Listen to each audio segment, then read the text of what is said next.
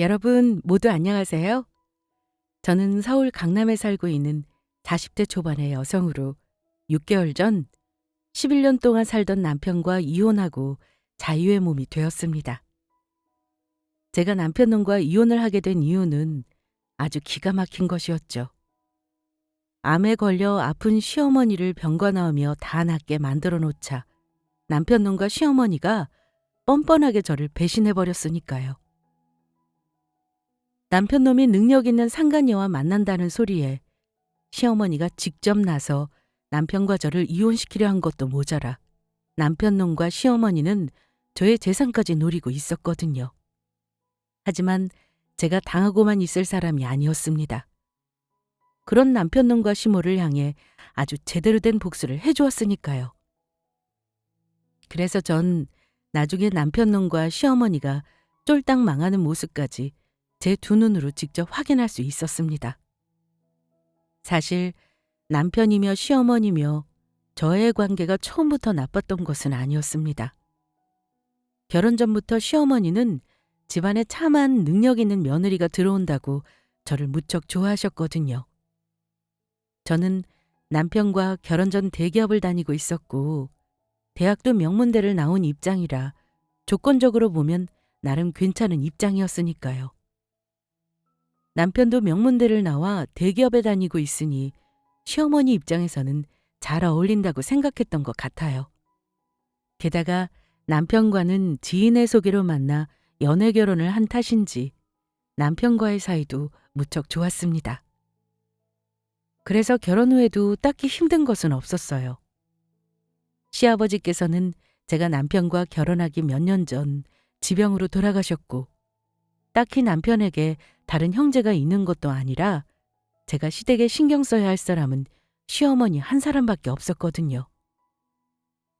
물론 그렇다고 제가 시집살이를 아주 안 한 것은 아니었지만 시어머니는 저를 며느리보다는 친구나 당신의 딸처럼 대해주려 노력하셨습니다.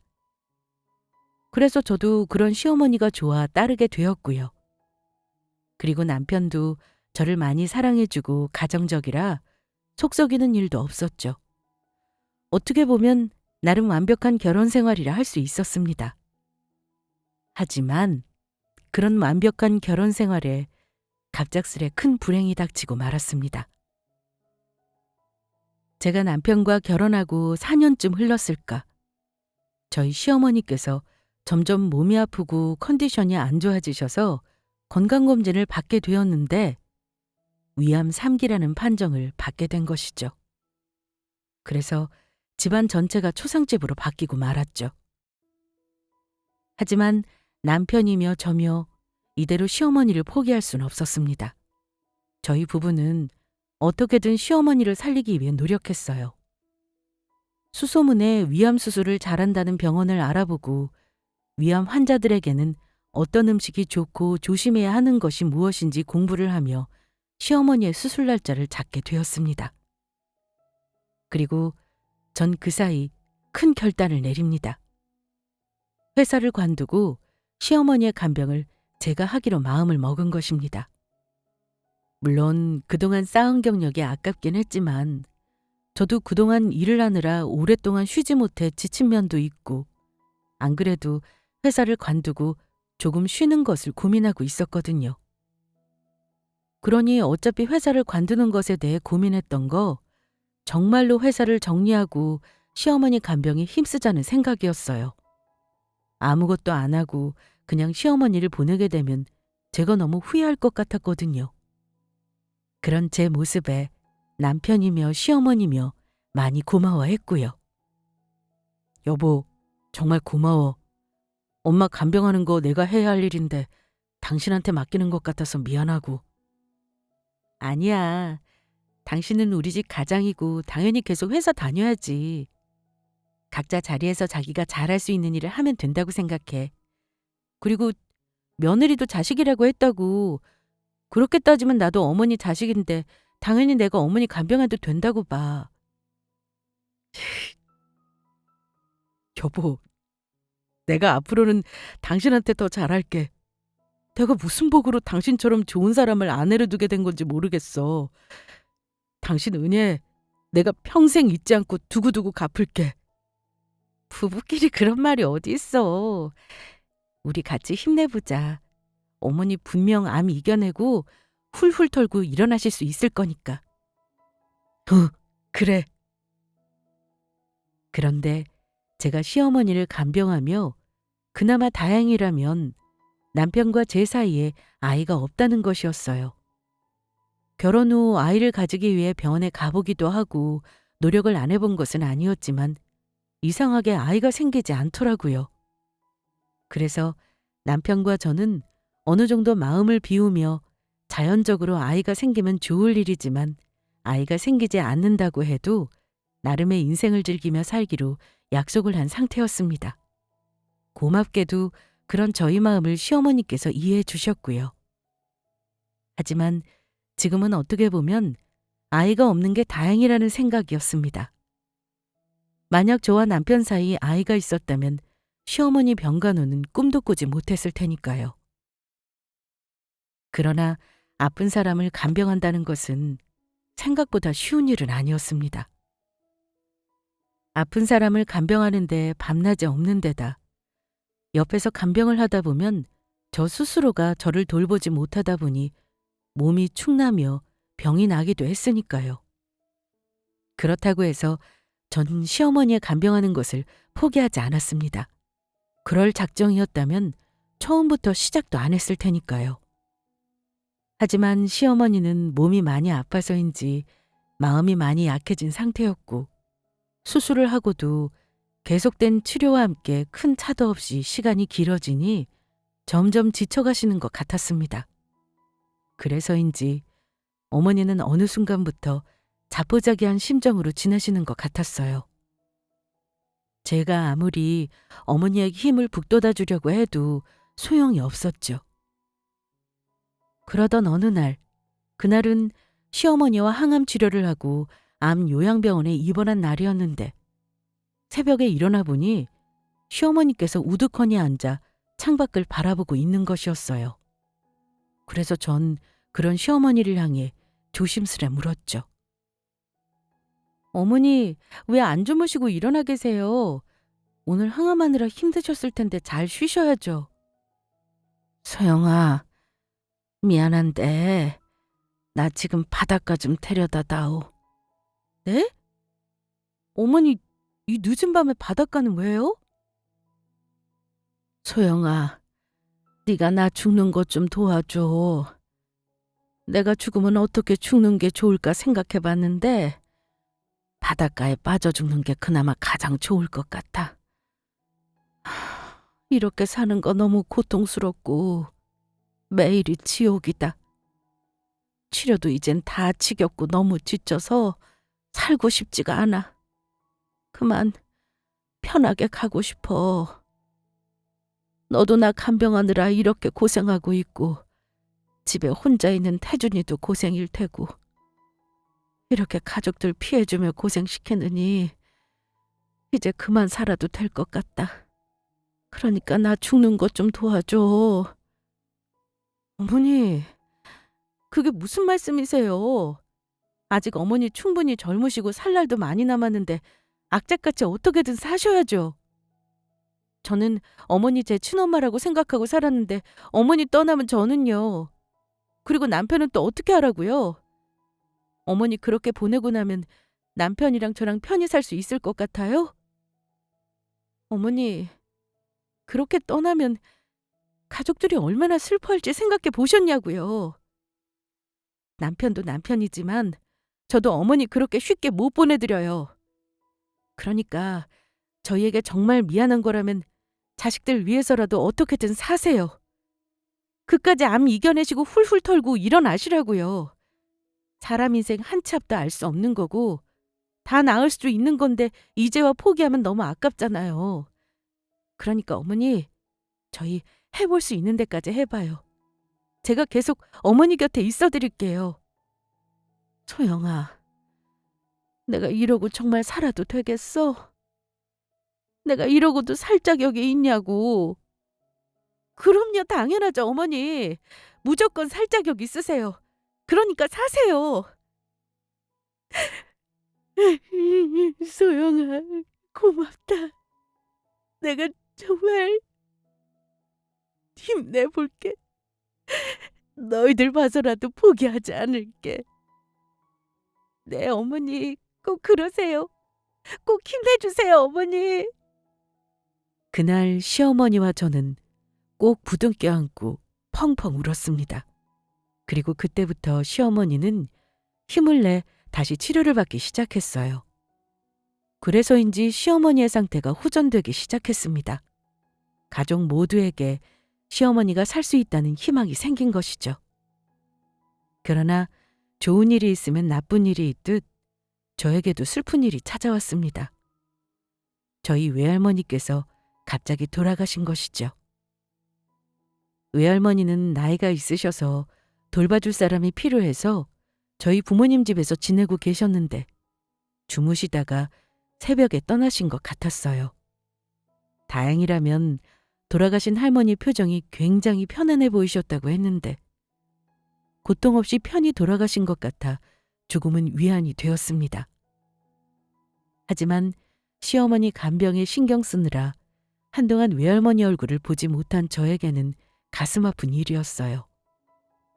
사실 저는 저희 부모님이 젊은 시절 일을 하시느라 외할머니 손에 의해 몇 년간 길려졌었는데 그래서 외할머니는 저에게 부모님이나 다름없는 존재였거든요. 할머니도 저를 당신의 손녀라기보다는 자식처럼 생각하며 예뻐하셨고요. 그런 분이 돌아가시니 저의 상심은 클 수밖에 없었습니다. 그래서 외할머니 장례식을 치르고 돌아온 저를 보며 시어머니는 많이 미안해했습니다. 나 때문에 소영이 너 외할머니도 제대로 못 보고 보내드리고 내가 많이 미안하구나. 아니에요, 어머니. 저희 할머니라면 분명히 이해해 주실 거예요. 그리고 부모님 말씀을 들어보니 저희 할머니 편안하게 돌아가신 것 같고 할머니 얼굴을 못 봤어도 편안하게 가신 것 같아 얼마나 감사하고 다행인지 몰라요. 그러니까 너무 마음 쓰지 마세요. 하지만 제가 그런 일을 당하니 미안한 건 남편도 마찬가지인 것 같았습니다. 오랜 시간 시어머니를 간병하려면 저도 건강을 챙겨야 하기에 일주일에 이틀은 간병인에게 어머니를 맡겨놓고 집으로 돌아왔는데 남편이 그 틈을 이용해 저에게 슬며시 말하더라고요. 여보, 미안해. 우리 엄마 때문에 당신 외할머니 얼굴도 제대로 못 보고 보내드리고 뭐라고 할 말이 없어. 당신에게는 면목도 없고 내가 당신한테 죄인이야. 그런 말 하지 마. 물론 할머니 얼굴도 못 보고 보내드린 건 많이 속상하고 가슴 아프지만 어머니 간병 내가 원해서 택한 거고 우리 할머니도 생전에 그러라고 하셨었어. 어머니 병도 점점 좋아지시고 있으니 후회는 없어. 그러니까 당신 부부끼리 미안하다느니 면목 없다느니 그런 말하기 없기다. 그런가? 그래도 난 당신한테 미안한 건 사실인걸. 그래도 그렇게 말해줘서 정말 고마워.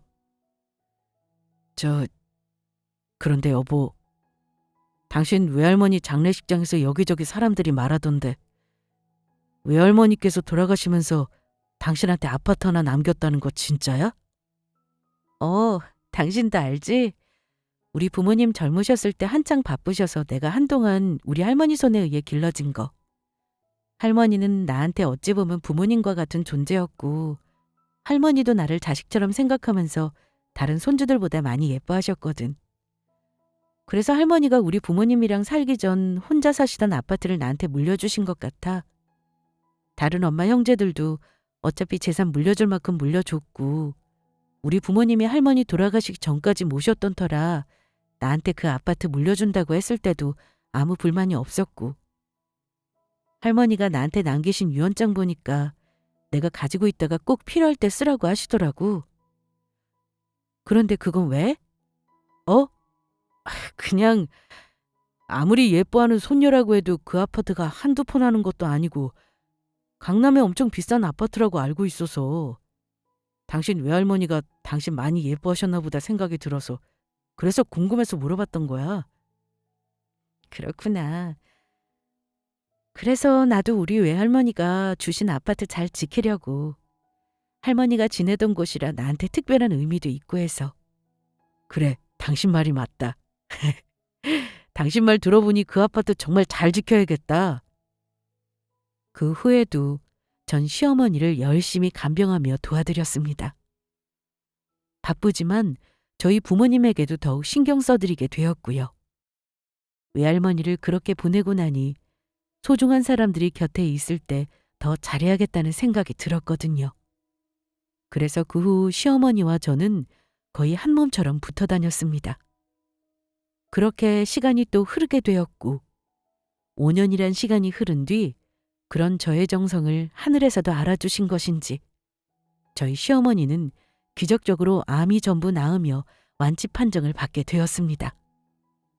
병원에서 그 말을 듣고 얼마나 기쁘던지 시어머니며 남편이며 저희는 서로 얼싸안고 울었죠. 소영아, 정말 고맙다. 이게 다 소영이 네 덕분이다. 네가 포기하지 않고 곁에서 나 잘 돌봐줘서 내가 이렇게 나은 거야. 여보, 정말 고마워. 그동안 정말 고생 많았어. 당신 정성에 우리 엄마가 산 거라고. 이게 정말 꿈은 아니죠. 어머니가 다 나아서 너무너무 기뻐요. 우리 앞으로 아무 걱정하지 말고 행복하게만 살아요. 그래, 우리 며느리가 최고다. 소영이 네가 내 생명의 은인이야. 소영이 말처럼 우리 앞으로 행복하게만 살자. 네, 어머니. 그때까지만 해도 이제 모든 고생이 끝나고 제 삶의 행복한 핑크빛 앞날만 기다리고 있을 거로 생각했습니다. 시어머니와 남편이 그런 저를 배신할 거라곤 상상도 하지 못한 채요. 시어머니의 완치 판정 이후 저희는 모두 평범한 일상생활로 돌아오게 되었고 익숙하지 않지만 저도 오랜만에 쉬며 앞으로는 어떤 삶을 살지에 대해 고민을 하게 되었습니다. 그런데 그런 일상에 돌아온 지 며칠도 안 돼 청천벽력 같은 일이 일어나고 말았죠. 그동안 시어머니를 간병하느라 가지지 못한 오붓한 시간을 가져보자는 남편의 말에 저희 부부는 오랜만에 데이트를 하게 되었습니다. 그래서 같이 분위기 좋은 레스토랑에 가게 되었는데 남편이 화장실을 간다며 자리를 비운 사이 남편에게로 문자가 하나 온 것입니다. 그래서 누구에게 온 문자인지 수신자를 보게 되었는데 시어머니에게서 온 문자였죠. 그런데 이상하게 왠지 시어머니에게서 온 문자를 제가 꼭 확인해야 할 것 같은 느낌이 들었습니다. 괜스레 신경이 자꾸 쓰이는 게 지나칠 수가 없었어요. 게다가 다른 사람에게 온 것도 아니고 시어머니에게서 온 것이니 혹시 시어머니가 어디 아파 남편에게 문자를 보낸 것은 아닌지 걱정되어 확인을 하고 싶었거든요. 그래서 평소 남편의 핸드폰 비밀번호를 알고 있던 저는 남편의 핸드폰을 열어 시어머니의 문자를 확인하게 되었는데 전 시어머니의 문자 내용에 까무러칠 뻔했죠. 그 내용은 정말 엄청난 것이었으니까요. 소영이한테 언제 이혼하자고 말할 작정이냐. 그동안이야 옆에서 나 돌보며 간병해 줄 사람이 필요했으니 네가 소영이랑 이혼하지 않고 기다리고 있었다지만 이제 그거 이용해 먹을 만큼 이용해 먹었고 필요 없어졌으니 빨리 정리했으면 좋겠구나. 아들, 네가 지금 만나는 여자가 5살이나 어린데다 돈 많은 변호사라고 하지 않았어? 아무리 생각해봐도 나는 집에서 아무것도 안 하고 노는 가정주부보다 변호사 며느리가 훨씬 좋은 것 같다. 변호사 며느리를 둘 수 있는 이런 일생일대의 기회를 절대로 놓칠 수 없다고. 나도 이제 암도 완치 판정 받았고 며느리 이제 쓸모 없어졌는데 빨리 실행하자꾸나. 우리 계획 잊지 않았지? 부부 재산은 공동재산이니 소영이 고거랑 이혼하면서 소영이 외할머니 죽으면서 남긴 아파트 반반씩 나눠줘가 하면 될 것 같다. 그러면 소영이 동태 잘 살피고 언제 이혼하자고 말하면 될지 네가 잘 정해서 나한테 알려다오. 아들 네 답장 기다리고 있으마. 전 배신감과 충격에 그만 그 자리에서 소리를 지를 뻔했습니다. 당장 화장실에 있는 남편에게 달려가 머리채라도 잡고 싶은 심정이었죠. 남편 놈이 제가 시어머니를 간병하느라 정신이 팔린 사이 바람이 나 있던 겁니다.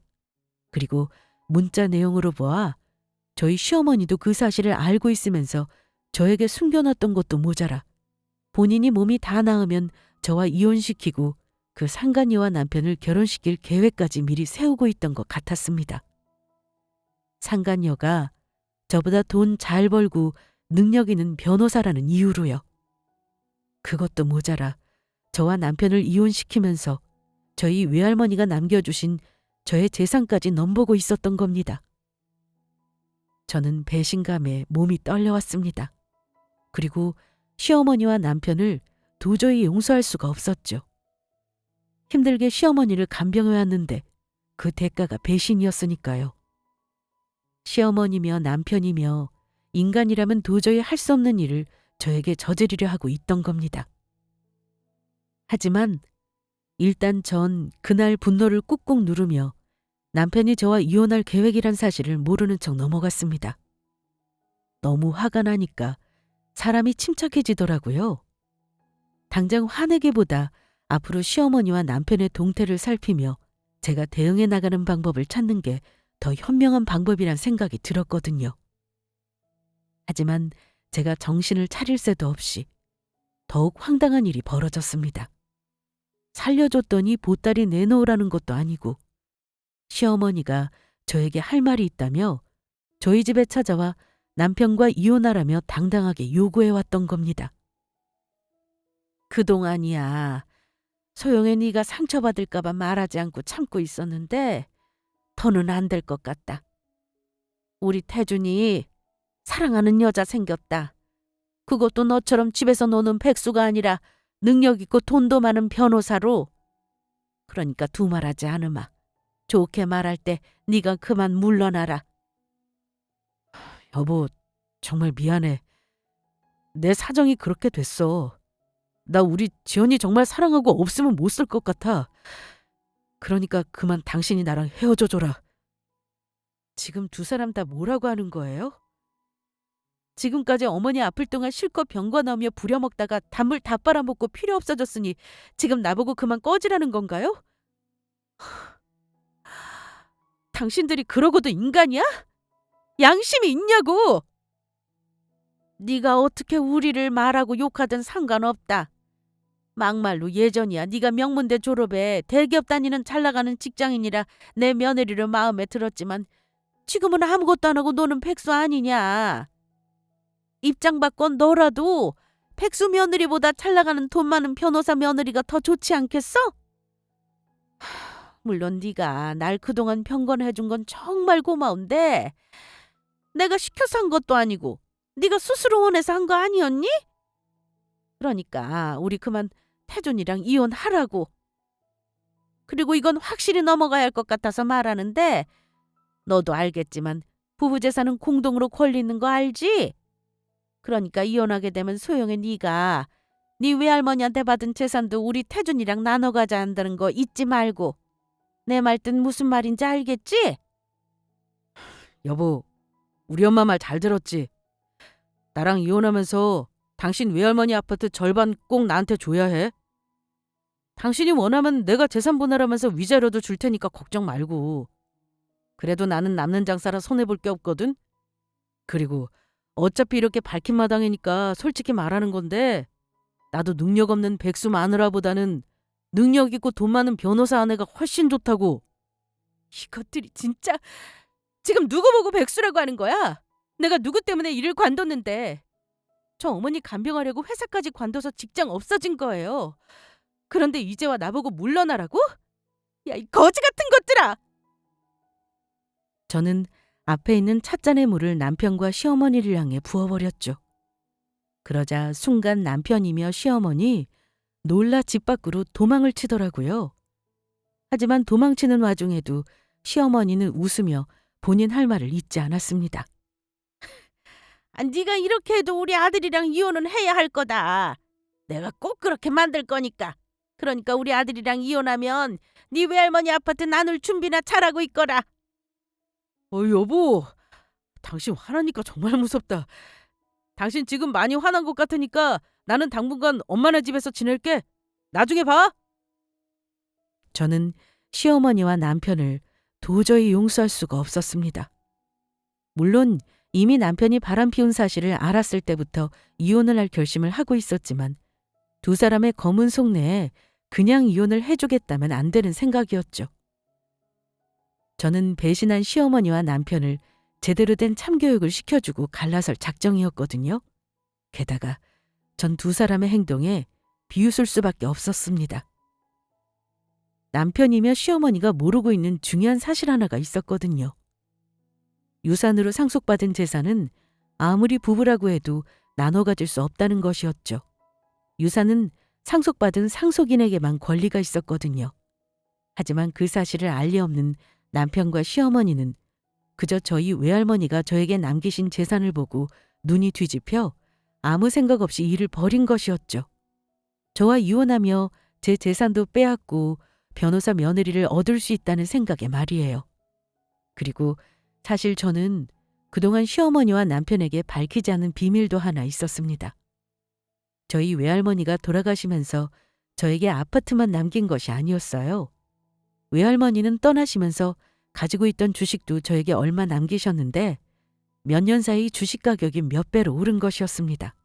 하지만 아무리 가까운 가족이라도 돈 문제가 얽히면 문제가 생길까 좀 더 시간이 흐른 후 이야기를 하려 제가 말하지 않고 있던 겁니다. 그래서 제가 남편놈과 이혼을 하며 그 사실을 알려주게 되면 남편이며 시어머니며 얼마나 배 아파할지 상상만 해도 아주 고소했습니다. 전 이혼을 준비하며 남편놈이 만나고 있는 상간녀에 대해서도 뒷조사를 하기로 마음먹었죠. 물론 시어머니가 어느 정도 재산을 가지고 있어 잘 사는 편이었고 남편도 대기업에 다니는 능력 있는 사람이라고 하지만 젊은 데다 능력 있고 돈 많은 변호사가 저희 남편을 만난다는 것 자체가 뭔가 이상해 보였거든요. 그 정도 능력이면 정말 독특한 취향이 있는 게 아닌 이상 굳이 유부남에 가정도 있는 사람을 만난다는 게 좀 말이 안 되었습니다. 게다가 남편은 변호사를 만나고 있으면서 유산받은 재산이 부부 공동재산이 될 수 없다는 사실조차도 모르고 있다는 것이 많이 의심스러웠습니다. 저는 탐정사무소에 의뢰해 남편이 만나고 있는 상간녀에 대해 뒷조사를 하게 됩니다. 그리고 대반전이 될 엄청난 사실을 알게 되었죠. 남편이 만나고 있던 여자는 능력 있는 돈 많은 변호사가 아니었습니다. 교도소를 7번이나 다녀온 전과 7범의 사기꾼이었어요. 한마디로 남편놈은 사기꾼을 만나 제대로 당하고 있다는 뜻이었죠. 하지만 전 그 사실을 시어머니와 남편에게 알려줄 생각이 전혀 없었습니다. 바람만 피우지 않아도 일어나지 않았을 일인데 상간녀가 돈 많은 변호사라는 소리에 눈이 멀어 저를 배신하다가 일어난 일이니까요. 그 모든 사실은 아주 적당한 때에 밝힐 생각이었죠. 그런데 저는 아주 우연한 계기로 상간녀와 마주치게 됩니다. 탐정님에게 이야기를 듣고 상간녀가 어떻게 생겼나 직접 눈으로 보기 위해 상간녀가 가짜로 차린 변호사 사무실에 찾아가게 되었는데 우연히 사무실 밖으로 나와 외출하는 상간녀를 보게 된 것입니다. 그래서 저는 상간녀가 눈치채지 못하도록 뒤를 밟게 되었습니다. 그런데 상간녀는 제가 뒤에서 쫓아오고 있다는 사실도 모르는지 친구랑 전화통화로 신나게 떠들고 있더라고요. 야, 내가 이번에 멍청한 놈 하나를 제대로 잡은 것 같아.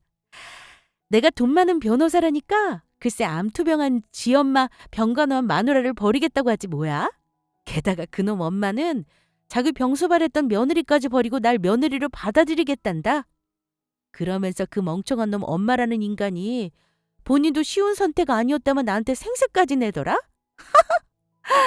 그것들이 개지 사람이냐?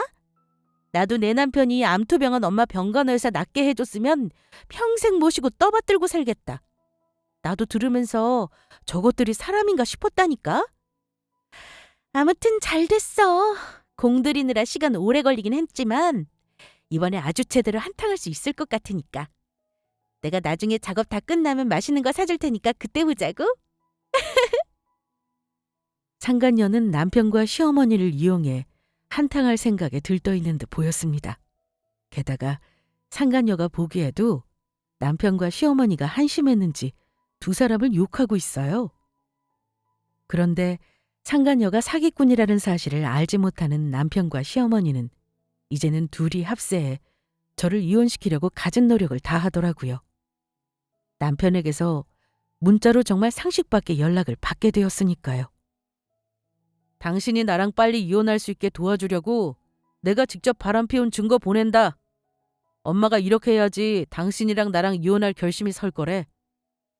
여기 지금 내가 만나고 있는 변호사 애인인 우리 지연이랑 만나면서 찍었던 사진이랑 동영상이야. 그러니까 당신이 나랑 이혼할 때 남편이 직접 보내준 거라고 법정에서 말하고 이혼 증거로 잘 쓰도록 해.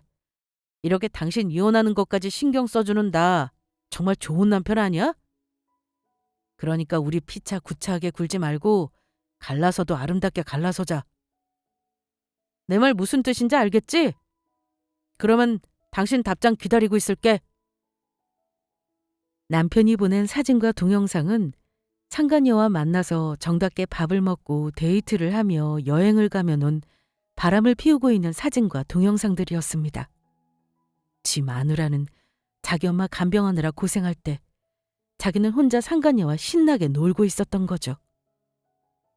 그것도 모자라 남편 놈은 시어머니와 상간녀랑 같이 만나 밥 먹고 있는 사진까지 저에게 보내왔더라고요. 그래서 저도 남편과 시어머니에게 연락을 하게 됩니다. 이미 남편과 시어머니에게 제대로 복수하며 이혼할 준비도 마친 상태라 더는 망설일 필요가 없었거든요. 그래서 저는 남편과 시어머니를 부르며 저와 이혼하고 싶으면 상간녀도 같이 데리고 오라고 이야기했습니다. 왜냐하면 저는 남편과 시어머니가 만난 자리에서 상간녀의 진짜 정체를 밝힐 생각이었거든요. 그리고 그 전에 전 따로 사람들에게 연락을 하게 됩니다. 상간녀는 저희 남편을 만나 사기를 치기 전 이미 다른 사람들을 만나 사기를 친 상태였어요. 상간녀의 뒷조사를 맡기기 위해 탐정사무소를 찾아갔다가 제가 간 탐정사무소 고객 중에 남편의 상간녀에게 당한 사람이 있다는 사실을 알게 되었고 탐정님의 권유로 서로 만나게 된 것이죠. 상간녀에게 당한 피해자인 남편분의 말로는 결혼 사기로 상간녀에게 당한 사람이 한둘이 아니었고 모두 상간녀의 행방을 찾고 있다는 소식이었죠. 이미 경찰에 신고해 수배가 떨어진 상황인데 종적을 감춰 그동안 찾지 못하고 있었다고 합니다. 그래서 저보고 상간녀를 만나게 되면 연락을 해달라고 부탁을 해왔고 모든 진실을 폭로하며 상간녀에게 당한 피해자들도 도와줄 겸 남편과 시어머니 그리고 상간녀를 만나는 자리에 상간녀에게 당한 피해자들도 모두 부를 계획이었습니다. 게다가 상간녀에게 당한 피해자 남자분은 제 사정을 듣더니 저희 남편과 시어머니의 행동에 같이 분노해줬거든요. 그러면서 제가 이혼을 통보하며 시어머니와 남편 그리고 상간녀를 만나는 자리에서 상간녀의 정체를 직접 밝혀주기로 약속했습니다. 그렇게 저와 시어머니, 남편 그리고 상간녀는 제가 예약한 찻집에 따로 마련된 룸에서 만나게 되었습니다. 그리고 저를 보자 상간녀는 뻔뻔하게 저에게 자기소개를 하더라고요. 언니, 안녕하세요. 저 태준이 오빠 만나고 있는 변호사 송재원이라고 합니다. 오늘 오빠랑 이혼해주겠다고 만나자고 했다면서요? 이제라도 언니가 물러나줘서 얼마나 고마운지 몰라요. 언니, 우리 오빠랑 이혼해주셔서 정말 감사합니다. 아니야. 고맙긴 내가 너한테 정말 고맙지. 네가 우리 남편이랑 바람 피워준 덕분에 저 똥차 인간들 더 늦기 전에 내 인생에서 치우게 되었으니. 소영이 너 지금 나랑 우리 아들한테 똥차라고 한 거냐? 아무리 그래도 그렇지 네 시어미랑 남편한테 포르장머리 없이 어떻게 그런 소리를 할 수 있어? 엄마 말이 맞아. 당신 지금 말 다 했어? 누구 보고 똥차라고 하고 있어? 그러면 똥차를 똥차라고 부르지 뭐라고 부르냐? 그리고 나 이혼소송해서 너랑 네 엄마한테 위자료까지 전부 제대로 받아내고 재산분할도 할 생각이니까 단단히 각오해두는 게 좋을 거야. 까짓것 얼마든지 해. 당신이 원하는 대로 얼마든지 재산 분할도 해주고 위자료도 줄 테니까. 내가 저번에도 이야기했지만 부부 재산은 공동으로 권리 갖는 거 알고 있지? 그러니까 당신 외할머니가 남긴 아파트 나랑 반반 나눠야 할 거고 그거에 비해 내가 재산 분할하면 위자료 주는 거 껌값이나 다름없거든. 웃기고 있네. 누가 그래? 부부 모든 재산이 공동 소유라고. 유산으로 상속받은 재산은 아무리 부부라고 해도 상대 배우자한테 권리 없는 거 당신은 모르나 봐? 그게 무슨 말도 안 되는 개똥 같은 소리야. 여기 내 옆에 있는 우리 지연이 변호사고 지연이가 분명히 부부 재산은 공동 재산이라 이혼하면 바로 나눠 가져야 한다고 했다고. 지연아, 네가 뭐라고 좀 해봐. 내 말이 맞지?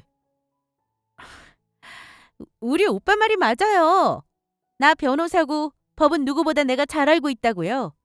언니가 아무리 우기셔도 언니 그 아파트 우리 오빠 것도 되니 어서 절반 나눠준다고 하세요. 이건 제가 오빠 여자친구가 아닌 변호사로서 하는 말이니까. 진짜 웃기고들 있다. 야, 지연인지 지랄인지 네가 진짜 변호사라고? 요즘은 로스쿨 문 앞도 가본 적 없는 사기전과 칠범을 변호사라고 부르나 봐? 네가 변호사인 척 흉내내고 다니면 사기전과 칠범인 전과자인 거 내가 모를 줄 알았어? 우리 지연이가 사기전과 칠범이라니. 그게 무슨 소리야? 너는 네 상간녀 만나면서 저것이 진짜 뭐하는 사람인지도 몰랐나 봐? 네 상간녀 변호사 아니고 사기전과 칠범에 지금 지명수배 떨어진 범죄자에다 사기꾼이야. 내가 이미 다 확인하고 왔어. 아무래도 저게 너한테도 베껴먹으려고 접근했다가 우리 할머니가 준 내 아파트까지 가지고 싶어서 그거 노리고 수작 부린 것 같은데 그렇다고 사기꾼 말이 진실이 되진 않는다고. 뭐라고? 지연이 너 우리 집사람이 한 말 정말 사실이야? 오빠, 아니야. 저 언니가 괜히 오빠랑 헤어지기 싫으니까 지금 거짓말하는 거라고. 언니, 증거 있어요? 내가 사기전과 칠범에 사기꾼이라는 증거 있냐고요. 언니 말이 사실이면 내가 지금이라도 언니 앞에 무릎 꿇고 석고대죄할게요. 대신 언니 말이 거짓말이면 언니도 나한테 무릎 꿇고 사과하고 외할머니가 물려주신 아파트 반 나눠서 빨리 우리 오빠한테 줘야 해요. 알겠어요? 우리 지연이 말이 맞다. 소영이 너 보는 것도 오늘 마지막인 것 같고 좋게 끝내려고 했더니 우리 변호사 예비 며느리한테 이게 무슨 막말이냐. 어머니야말로 바람 피운 상간녀를 며느리로 두겠다고 어머니 병간호하며 돌본 저보고 남편이랑 이혼하라고 했던 게 진짜 막말이죠. 그리고 너 지랄아. 내가 미쳤냐? 남의 남편 꼬셔서 바람 피운 상간녀한테 무릎 꿇고 빌게? 아마 평생 그럴 일은 없을 거다. 너야말로 네 말이 거짓말이면 나한테 무릎 꿇고 빈다고 했지? 꼭 그 말 지켜라. 내가 지금부터 그 증거 보여줄 테니까. 전 제 핸드폰에 녹음된 녹음 파일을 진행시켰습니다. 상간녀가 차린 가짜 변호사 사무실을 찾아갔다가 미행했을 때 상간녀가 친구와 통한 통화 내용을 제가 녹음했던 파일이었죠. 상간녀가 친구와 하는 대화 내용에 남편과 시어머니는 경악하고 말았습니다. 지연이, 너 이게 어떻게 된 거야? 지금 이게 정말 사실이야? 그리고 우리 엄마랑 나보고 개라고 한 거야? 이게 뭐냐? 지연이, 너 지금 우리 며느리가 들려준 대화 내용 전부 사실인 거냐? 아니야, 오빠. 어머니 전부 오해세요. 내가 다 설명할게요. 하지만 저는 상간녀가 변명할 틈을 주지 않았어요. 전 바로 룸 밖으로 향해 소리쳤죠. 여기 여러분들이 찾던 사기꾼이 있으니 어서 들어오세요. 그리고 문을 열고 들어온 사람은 여러 명의 남성이었습니다. 바로 남편의 상간녀에게 결혼 사기를 당한 남성들이었죠. 야, 송지연. 너 나한테는 네가 의사라며 나랑 결혼할 것처럼 네 부모님 아프다며 돈 빌려가더니 여기서는 또 변호사라고 속이고 있었냐? 이 사기꾼년, 너 잘나가는 학원 강사라며 나한테 학원 차린다며 투자라고 투자금 받아갔었지? 내 돈 당장 내놔. 내 돈 내놓으라고! 이 전과 칠범 사기꾼아. 네가 잘나가는 병원장 딸이라고? 병원장 딸이 남들 돈 뜯어내려고 사기나 치고 다니냐? 상간녀에게 당한 남성들이 상간녀의 멱살을 잡고 달려들기 시작했죠. 그 모습에 놀란 남편이며 시모며 어쩔 줄 몰라하며 아주 제대로 당황한 눈치였어요. 이게 어떻게 된 거야? 그러면 지연이 너 정말로 정가 7범의 사기꾼이었다는 거야? 그래놓고 나한테 돈 뜯어내려고 접근한 거였어? 오빠, 이 사람들 하는 말 전부 거짓말이야. 쥐들이 먼저 나 좋다고 스토킹 짓 하다가 내가 싫다고 경찰에 신고하니까 오빠랑 결혼 못하게 하려고 나 음해하려고 거짓말하는 거라고. 거짓말은 무슨 거짓말? 내가 지금 경찰들 불렀으니까 경찰들 앞에서도 우리가 한 말이 거짓말이라고 할 수 있는지 두고 보자고. 그러면 지금까지 우리가 정말 저 사기꾼한테 당했던 거냐? 나는 변호사 며느리 얻게 되는 줄 알고 좋아했는데 이게 무슨 일이야? 저것이 사기꾼인지도 모르고 자기가 잘하는 잘 나가는 사업가가 있다며 거기에 투자하면 떼돈 벌 수 있다고 해서 아들 몰래 내 전재산 투자까지 했는데, 그러면 지금 내가 사기꾼한테 당해 전재산을 날렸다는 그 얘긴 거냐고? 아이고, 나는 망했네. 나는 망했어. 뭐라고? 엄마 벌써 지연이한테 돈을 뜯긴 거야?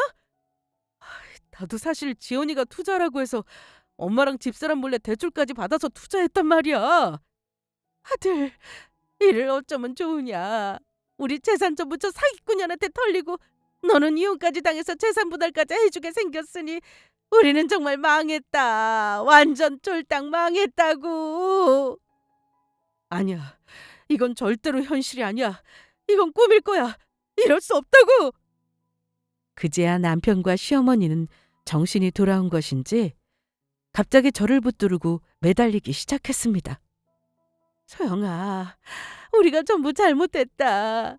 네가 날 위해 그렇게 희생했는데, 그런 너를 배신하면 안 되었는데, 아들놈이랑 바람 피우는 여자가 돈 많은 변호사라는 말에 내가 잠시 정신이 헷가닥 어떻게 됐었나 보다. 그러니까 이혼 취소하고 네가 한 번만 우리를 좀 봐주면 안 되겠니? 어디 우리가 보통 사이야. 내가 죽을 뻔한 걸 살린 것도 너고 우리 같이 그 힘든 시기 견뎌왔잖니. 그런데 고작 이런 일로 이혼이라니 말이 안 되지 않니? 그래 여보, 내가 전부 잘못했어. 당신처럼 좋은 사람 버리고 이런 짓 하면 안 되는 거였는데 내가 정말 죽일 놈이고 나쁜 놈이야. 그러니까 우리 이혼 다시 생각해보자. 그리고 지금 이런 말하기 미안한데 당신 외할머니에게 받은 아파트도 있고 그걸로 내 대출금도 갚아주면 안 될까? 그러면 앞으로 내가 당신한테 진짜 잘할게. 당신이 우리 엄마한테 어떻게 했는데 바람 피운 것도 모자라 당신한테 이혼하자고 괴롭히면 안 되는 거였는데 내가 정말 나쁜 새끼였어. 정말 미안해. 진짜 웃기고들 있네. 그걸 아는 사람들이 그렇게 나를 못살게 괴롭힌 거였어요? 그것도 저 사기꾼이 변호사인 줄 알고 저것이랑 살겠다고? 미안하지만 버스 떠난 지 오래네요. 내가 미쳤다고 상간녀한테 눈멀어 마누라 재산까지 노리는 놈이랑 다시 살면서 빚을 갚아주겠냐고요? 나는 당신들 호구 아니거든? 난 이혼할 거고 소송에서 당신들한테 재산 분할이랑 위자료까지 전부 받아낼 테니까 준비나 해도. 그리고 그거 아니야? 우리 할머니가 나한테 남긴 게 아파트뿐만이 아니라는 걸? 아파트뿐만이 아니라니 당신 그게 무슨 소리야? 사실 아무래도 갑자기 재산이 많이 생기면 괜히 가족들 분란 일어나고 안 좋은 일이 생길 수도 있고 그래서 당신한테 말 안 한 사실이 있어. 우리 할머니가 돌아가시면서 나한테 주식도 얼마 남기셨는데 그 주식이 대박이 났지 뭐야? 나 이제 부자야. 그러니까 고생한 조강지 쳐버리고 배신하면 네 놈처럼 되는 거다. 알겠냐 이 그지 같은 놈아? 저는 바로 남편 놈의 싸대기를 날렸죠. 그 후 경찰이 도착해 상간녀를 잡아갔고 전 찻집을 나왔습니다. 그러자 뒤에서 남편이랑 시어머니가 절규하는 소리가 들려오더라고요. 에이, 내가 내 인생을 조져버렸네. 내가 내 인생을 말아먹었어. 완전히 내 인생 망쳤다고. 아이고, 이를 어쩌면 좋으냐. 괜히 며느리 재산 노리고 변호사 며느리 얻겠다고 욕심부리다가 부자 며느리도 놓치고 내 인생 쪽나게 생겼다. 저는 그렇게 시어머니와 남편을 향해 시원한 복수를 해주었습니다. 시어머니와 남편을 향해 이보다 더 좋은 참교육 현장이 없었죠. 그 후 저는 남편에게 이혼 소송을 했고 남편 놈은 저랑 이혼을 하지 않기 위해 발악을 했지만 결국 저에게 이혼을 당하고 말았어요. 자기랑 이혼해달라고 직접 저에게 보내준 증거들이 있었으니 제가 남편과 이혼할 이유는 충분했거든요. 게다가 남편에게 재산 분할을 받으며 시어머니와 남편 그리고 상간녀에게까지 위자료를 받아냈습니다.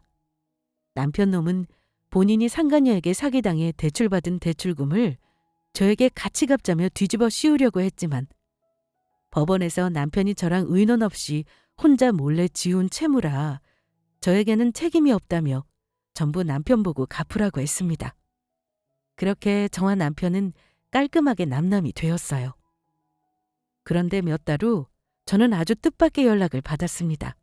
바로 시어머니로부터 전화가 왔던 겁니다.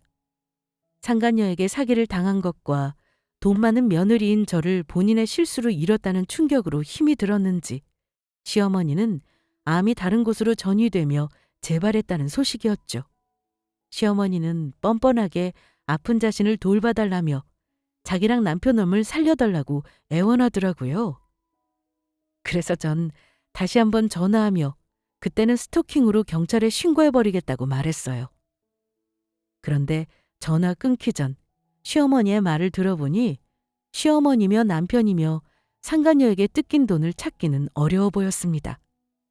상간녀야 붙잡혔다지만 돈의 행방을 도무지 찾을 수도 없는 데다 거짓말인지 사실인지 그 돈을 이미 자기들 일당이랑 다 써버렸다고 진술했다고 해요. 그래서 남편 놈은 암 걸린 시어머니를 돌보며 대출빚을 갚느라 밤에는 대리운전까지 하며 피똥 싸도록 일하며 고생하고 있다고 합니다. 남편이며 시어머니며 저에게 했던 짓을 사무치도록 후회하고 있는 것 같았습니다. 사람이 고마운 줄 모르고 나쁜 짓을 벌였다가는 어떻게 되는지 남편과 시어머니를 보며 느끼게 되었습니다. 인생을 제대로 망치고 말았으니까요. 그래서 저는 시어머니며 남편처럼 살지 말아야겠다는 생각이 들었습니다. 차라리 조금 손해를 보더라도 착하게 사는 게 낫다는 생각이었어요. 어떻게든 세상이 제 노고를 돌려주는 것 같았으니까요. 그리고 저는 현재 오랜만에 싱글 생활을 즐기며 제 삶을 찾아가는 여행 중에 있습니다. 아직 어떤 길로 갈지 정하진 못했지만 제대로 잘 살아볼 생각입니다. 그런 저의 앞날을 위해 여러분 모두 응원 부탁드립니다. 그러면 이만 제 사연을 마치도록 할게요. 모두 끝까지 들어주셔서 감사합니다.